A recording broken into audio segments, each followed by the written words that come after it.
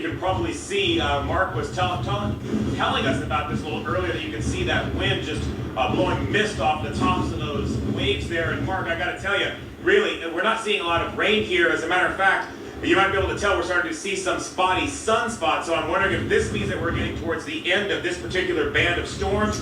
We're certainly seeing a lot of wind, but we're not getting that kind of rain that we were seeing earlier this morning. Yeah, the first one, Christian, that's a nice observation. It's kind of clearing the Bay Area, but at least in terms of the wind, you're standing out there. Are you experiencing maybe like a stronger gust every few minutes? It looks like it's persistent. Yeah, that's exactly what we're getting, Mark.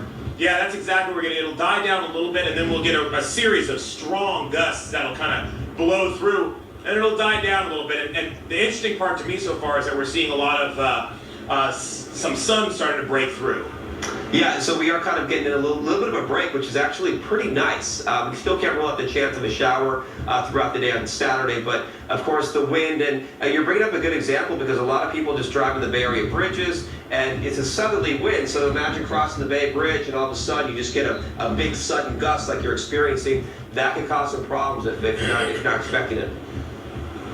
Absolutely, we're getting a lot of wind here, and as a matter of fact, there's a lady walking by. Hey, that wind is pretty intense. I actually saw you walking, and it looked like it just took your hood right off. Yeah, it's going about 30 or 40 miles an hour here in Pacifica.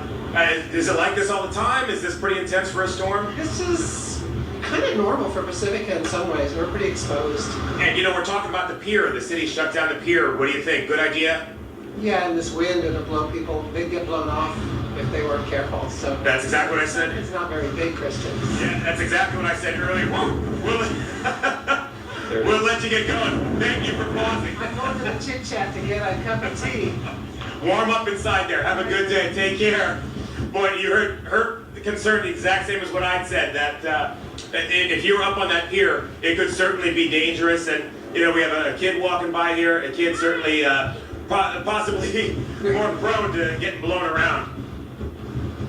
Yeah, she's like, put me on TV. Put me on TV. I've seen that before.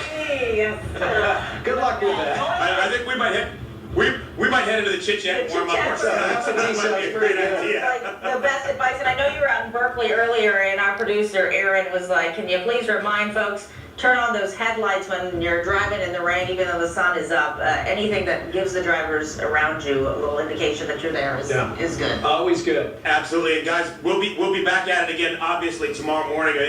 We've been telling everybody about it for the last couple of days.